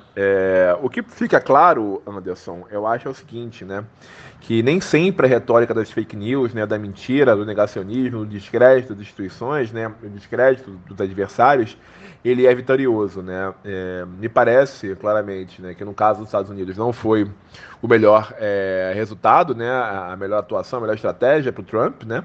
Efetivamente, tanto é que ele foi derrotado, e me parece que isso também ocorre aqui no Brasil, quando pensamos nos resultados das eleições municipais, né? O Bolsonaro também, com sua retórica e sua política negacionista, também não conseguiu eleger praticamente nenhum dos candidatos a prefeito que ele apoiou, né? Então, na verdade, fake news e negacionismo, ao que parece, não tem sido uma boa estratégia para vitória nas urnas. O que impressiona, André, é que o Trump demitiu alguns funcionários da Casa Branca que se negaram a repetir o discurso insano de que houve fraude no pleito, que o processo eleitoral ainda não estaria definido. Isso deixa mais uma vez muito claro, André, que há ali um projeto de poder. Não há qualquer tipo de apego por parte do atual presidente às estruturas governamentais. Pois é, Anderson, como a gente vem falando aqui no Faixa Livre, né, não só eu, mas vários outros colegas, há um projeto claro de poder, né, de permanência no poder, de continuidade do poder do Donald Trump, né, mas não pela via eleitoral, não pela via democrática, né. Na verdade, a ideia como eu falei anteriormente, né, ainda há pouco, é um descrédito da democracia, né, um enfraquecimento da democracia e um projeto de poder que é claramente autoritário, né, que busca permanecer, se manter no poder pela via autoritária, né, tentando, né, uma fachada de democracia. Isso acontece já em muitos lugares da Europa, como na própria Hungria, por exemplo, né? É muito claro o que acontece em outros países, né? Então, é muito engraçado que os Estados Unidos sempre criticaram muito governos de esquerda, né? Criticaram muito Cuba, Venezuela, sobre, né, supostos projetos de poder, né, que enfraqueciam a democracia, né, e ampliavam o autoritarismo, mas eles atuam de maneira bastante semelhante, né? O governo Trump atua de maneira bastante semelhante. Quando você, como você mesmo colocou, né, retira funcionários, né, que estão fazendo o seu trabalho, funcionários públicos que estão fazendo o seu trabalho, porque esses funcionários basicamente não estão apoiando o seu projeto político de poder, né, esses funcionários não estão, na verdade, enfim, correndo em crime, né, por estarem fazendo o que devem fazer. Isso realmente demonstra que não há nenhuma preocupação com a democracia, não há nenhuma preocupação com as instituições políticas, não há nenhuma preocupação com a alternância de poder, né? Então, a preocupação única é a de permanecer no poder, utilizando as estruturas existentes, né, para isso. Então, de fato, é algo muito complicado, muito triste, né, e deve ser sempre combatido, seja nos Estados Unidos, seja no Brasil. Ao que parece, né, essa estratégia já foi derrotada, né, as instituições políticas dos Estados Unidos já estão atuando no sentido de evitar, né, que esse ultraje aconteça, né, um candidato que perdeu as eleições, mas tente ganhar, né, no tapetão. E espero que, caso isso venha a acontecer daqui a 2 anos no Brasil, as coisas aconteçam da mesma maneira, né? Que nós possamos manter, né, a vontade soberana das urnas como vitoriosa. Enquanto isso, o Joe Biden segue desacreditando as investidas do republicano e diz que os americanos não vão aceitar desrespeitos aos resultados eleitorais. Esse cenário pode provocar algum tipo de efeito para a democracia estadunidense, André? Ou Donald Trump é apenas uma dessas aberrações que a política nos apresenta de tempos em tempos, que não produzirá danos maiores ao país norte-americano? Bom, Anderson, essa é uma excelente pergunta, né? Eu acho que ainda é cedo para tentar responder com clareza essa sua pergunta dos efeitos e consequências do governo Trump para os Estados Unidos, assim como os efeitos e consequências do governo Bolsonaro aqui no Brasil, né? Mas eu diria que sim, né, a gente vai ter consequências nefastas, consequências ruins, né, consequências de parte da população que não acredita no sistema político, não acredita nas instituições políticas, que não acredita nas eleições, não acredita, né, nos seus parlamentares, não acredita no voto, no sistema eleitoral, né, e esse descrédito com certeza enfraquece a democracia. A questão é saber quantos, né, quantos milhões, qual a porcentagem de estadunidenses que de fato vai seguir acreditando e vai seguir nessa linha, né, de descrédito das instituições políticas, né. Não há outra opção para o Joe Biden a não ser, né, desacreditar, né, como você mesmo falou, as investidas dos republicanos, né, especialmente, né, do Donald Trump, porque nem todos os republicanos estão com o Donald Trump, que fique bastante claro, né, na verdade, uma parte fiel dos republicanos que estão com o Trump. E o Biden não tem outra opção a não ser dizer que a democracia é forte, a não ser dizer que as instituições funcionam e não ser também acreditar no funcionamento das instituições, né? E, por outro lado, também atuar, né, de maneira política junto, né, às instituições, junto ao parlamento, junto até ao sistema judicial dos Estados Unidos, né? Porque o que acontece é que ambos estão atuando politicamente, tanto no parlamento como no sistema judicial, né, tentando pressionar, né, parlamentares, tentando pressionar juízes, tentando pressionar funcionários públicos para que as decisões sejam tomadas, né? O Biden na direção, né, do respeito, né, do resultado eleitoral, e o Trump no sentido de respeito do resultado eleitoral. Mas, de um modo geral, respondendo a sua pergunta, eu acho que o Trump não é só uma aberração que vai, enfim, se perder com o tempo. Eu acho que, sim, tem efeitos duradouros na democracia dos Estados Unidos, com certeza. O Jair Bolsonaro é outro que segue se negando a aceitar a derrota de seu guru na política, André. Não bastasse isso, o presidente da República, em reunião de cúpula do G20, que aconteceu na semana passada, disse aos representantes das nações mais desenvolvidas do mundo que o Brasil sofre ataques injustificados por conta do desmatamento das nossas florestas e que ele estava certo no combate à pandemia. Vale lembrar que o Brasil é o segundo país com maior número de mortes provocadas pela Covid-19. Existe o risco, André, de além de sermos um completo pária no cenário internacional, fiquemos absolutamente isolados no campo geopolítico? Que tipo de efeito uma situação como essa pode trazer para o país? Pois é, Anderson. Esse negacionismo do Trump é o mesmo negacionismo do Jair Bolsonaro aqui no Brasil, né?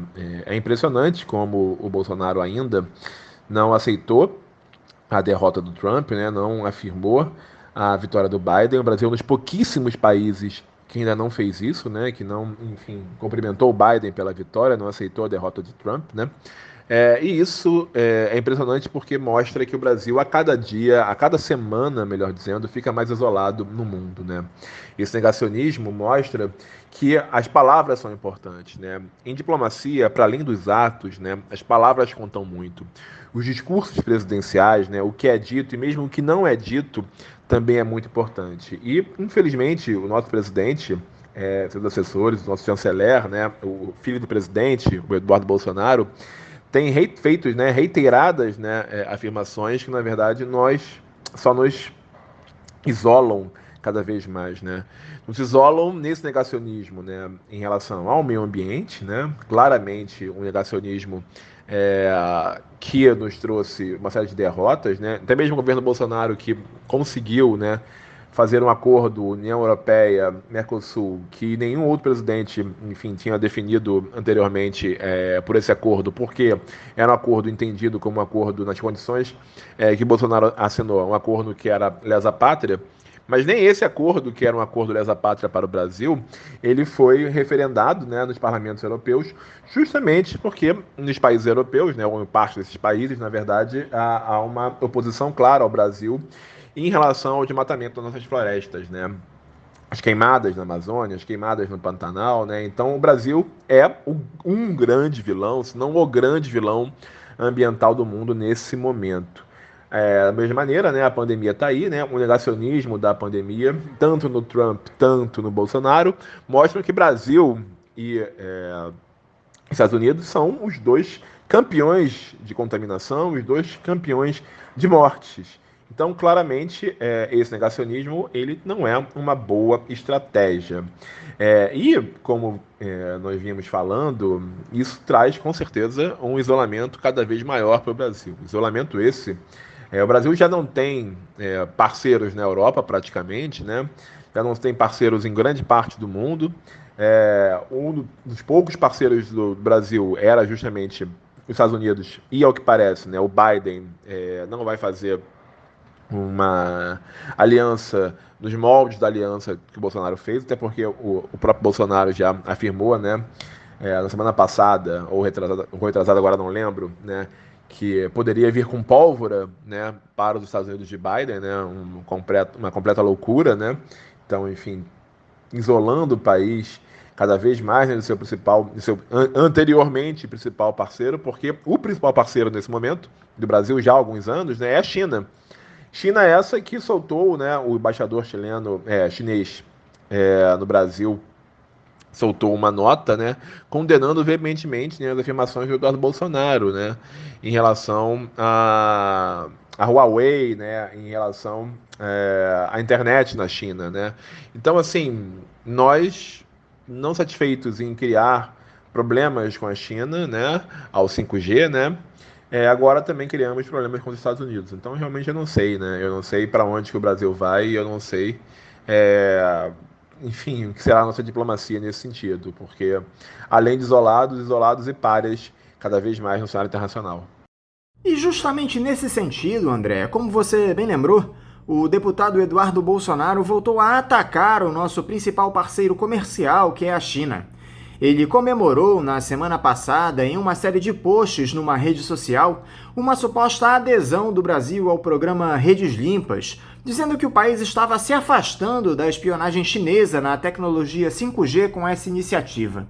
A embaixada chinesa respondeu à altura e disse que o Brasil poderia sofrer as consequências desse tipo de declaração do filho do presidente.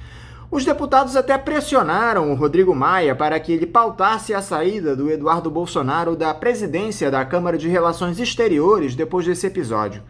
Só que, para surpresa de todos, o Itamaraty saiu em defesa do Bananinha e disse que a embaixada da China usou um tom ofensivo e desrespeitoso em relação às declarações do 03.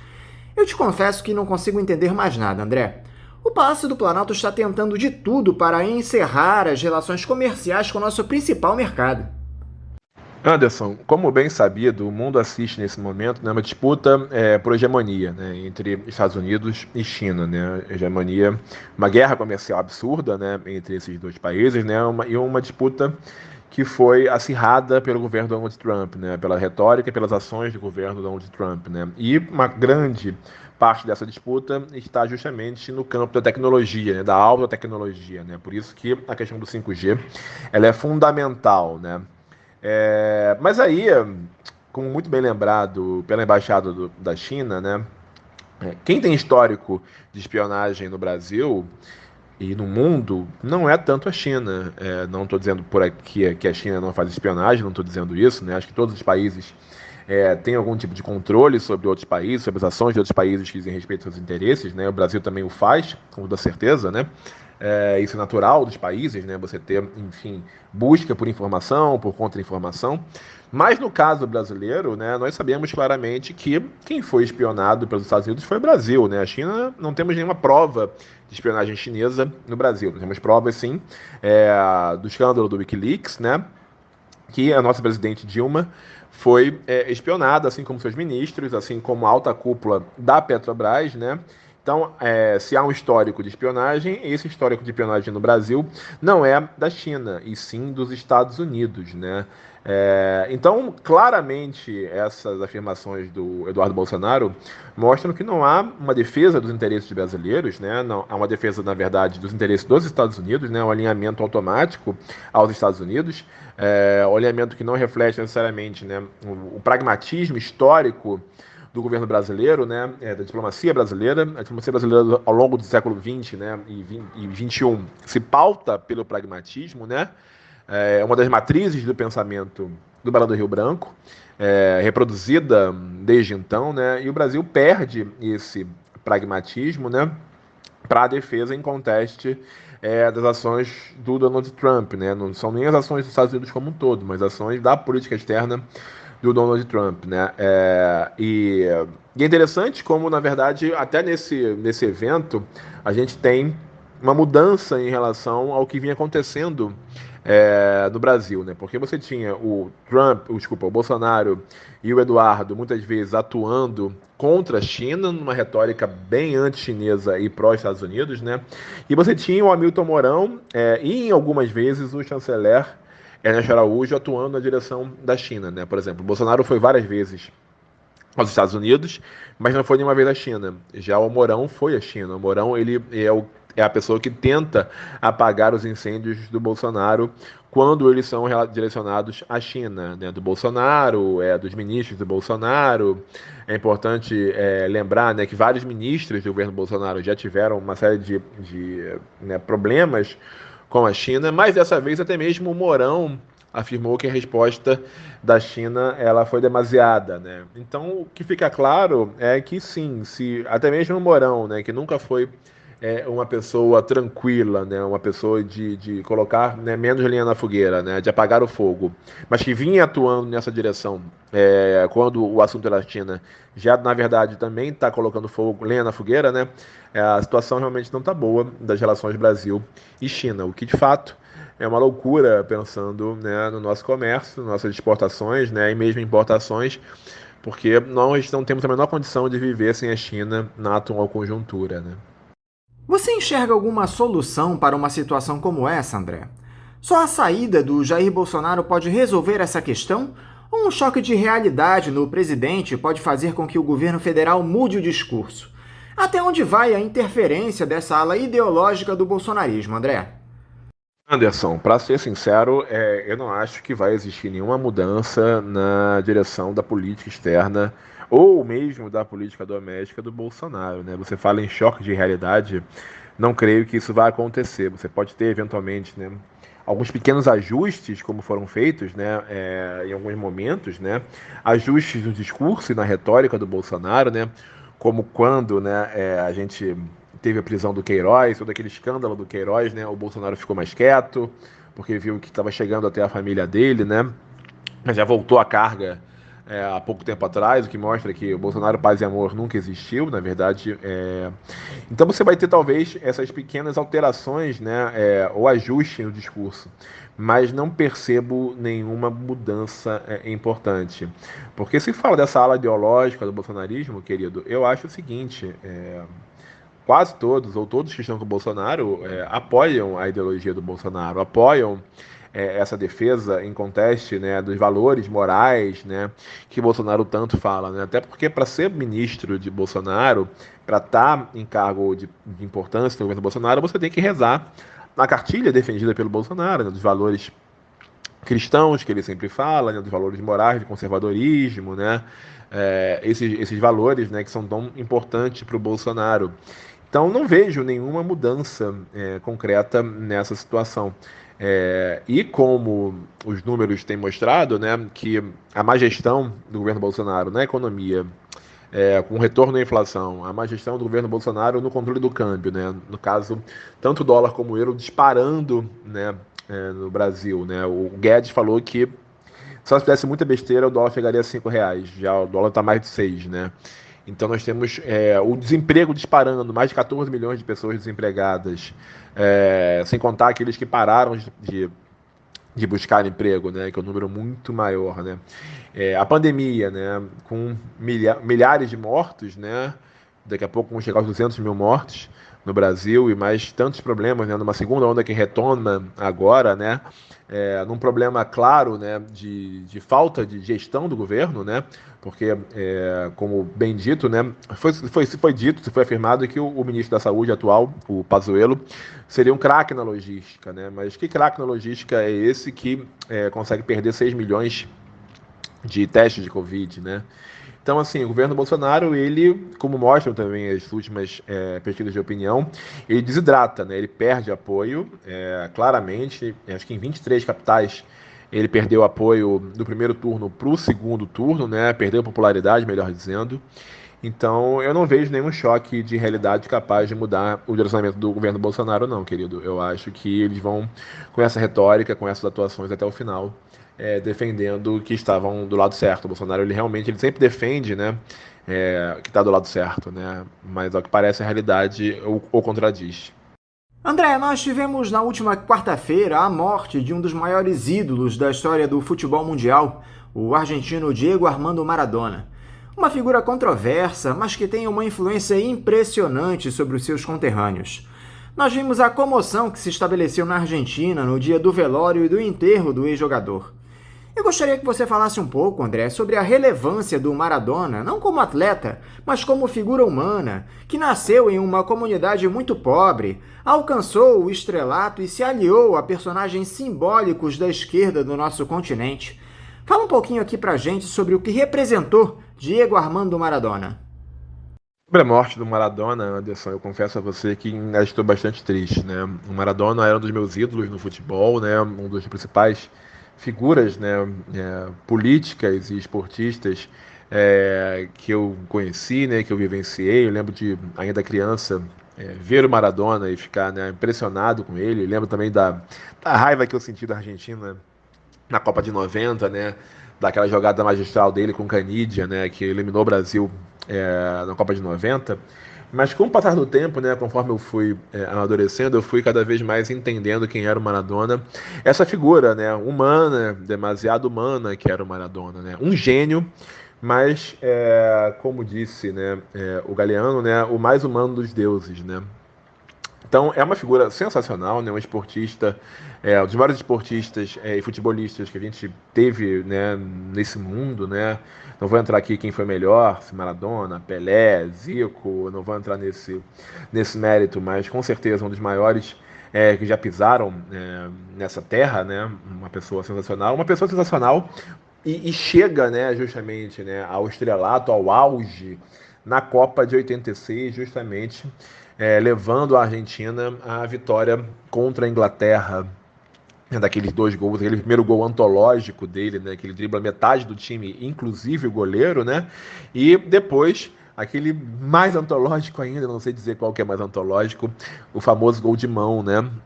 No qual ele diz que não foi a mão dele, mas foi a mão de Deus, né? Então ele vinga a Argentina, vinga um país inteiro da derrota humilhante da Guerra das Malvinas, né? De poucos anos atrás, né? Aquela derrota estava muito viva nos argentinos ainda, né? Milhares de argentinos mortos, né? Naquele conflito completamente sem noção, desnecessário, numa ditadura militar enfraquecida e que tenta unir o país através da construção de um inimigo comum, um inimigo historicamente aliado à Argentina, a Inglaterra é um aliado histórico da Argentina, né? Então Maradona ele cresce nesse momento, né? Ele cresce justamente vingando a Argentina naquele momento. Então ele é uma figura ímpar. Todo mundo conhece o Maradona, daquelas figuras impressionantes, né? A gente agora teve esse fim de semana a luta do Mike Tyson, né? O retorno do Mike Tyson, né? Então são figuras assim, né? São figuras que vão muito além dos simples esportistas, né? São figuras, por exemplo, famosíssimas como Eric Cantona, né? O jogador inglês, né? Que deu uma voadora num fascista no meio do jogo, né? E foi preso por conta disso, né? São figuras que ultrapassam, extravasam o campo de futebol, né? E chegam ao estrelato e mostram, na verdade, né? Que muito mais do que grandes futebolistas, né? Grandes esportistas, são grandes pessoas, são pessoas que servem de exemplo, né? Em suas lutas, mas ao mesmo tempo são pessoas que nos mostram que não dá para ser perfeito o tempo inteiro, que somos humanos, que sofremos. Então, quando nós olhamos para o Maradona e para o seu sofrimento, né? Para a sua vida de altos e baixos, a gente pensa na nossa vida também, né? Que mesmo para pessoas ricas e milionárias, né, que estão no auge da fama, do estrelato como o Maradona, eles viveram, né, e vivem as suas idiosincrasias, né, e nós também vivemos essas idiosincrasias. Nós podemos dizer que o Maradona, André, é um dos principais símbolos de uma era na América Latina. Podemos colocá-lo ao lado de figuras como Fidel Castro, Che Guevara, ainda que ele não tenha tido uma atuação política institucional. Enquanto ser político, Dom Diego estaria no mesmo patamar dos maiores? Olha, eu acho que o Maradona é uma figura pop. Pop, política e esportiva, né? Ele não teve essa atuação política institucional, né? Não pegou em armas, não chegou a ser eleito, né? Como o Che, o Fidel ou qualquer outro líder político da região. Mas sim, ele defendeu os mais pobres. Sim, ele defendeu aqueles que estavam em situação delicada, inferior. Ele sempre defendeu, já na época do Napoli, né? Por isso que ele foi tão importante também no Napoli, na Itália, né? Que a grande relação e diferença entre a Itália do Sul e a Itália do Norte, e o Maradona se torna um deus em Nápoles, justamente pela sua atuação também política em Nápoles, né? Então, assim, ele é uma figura pop, acima de tudo, né? Uma figura pop que defendeu e teve a sua vida mudada em Cuba, né? Ele tinha um grande amor, um grande apreço por Cuba, um grande apreço por Fidel, né? Por Che Guevara, né? Ele diz que ele renasceu em Cuba, justamente porque foi em Cuba que ele fez tratamento contra a dependência química, né? Que quase o matou, mais de uma vez, né? Então ele defendeu sempre Cuba nesse sentido, nunca teve vergonha de defender Cuba ou o regime cubano. Eu sempre, por exemplo, nas minhas aulas de América Latina, eu sempre falei do Maradona, eu sempre que posso, para os meus alunos, né, eu mando e mostro para eles, eu exibo um trecho do documentário do Emir Kusturica sobre o Maradona, documentário que, enfim, está na internet também. Eu super recomendo aos ouvintes do Faixa Livre conhecer esse documentário, que mostra justamente, né, enfim, a vida do Maradona, né, e como eu falei ainda há pouco, né, seus altos e baixos, suas idiosincrasias, né, e mostra como ele era amado, como ele era importante para gerações, né, de argentinos, né, e agora, assim, o que fica claro é que mesmo aqueles que não viveram o Maradona futebolista, não tem como não entender e reconhecer a importância do Maradona, né. Então Maradona, assim como Getúlio, né, saiu da vida né, para entrar na história, ele também entrou na história, né?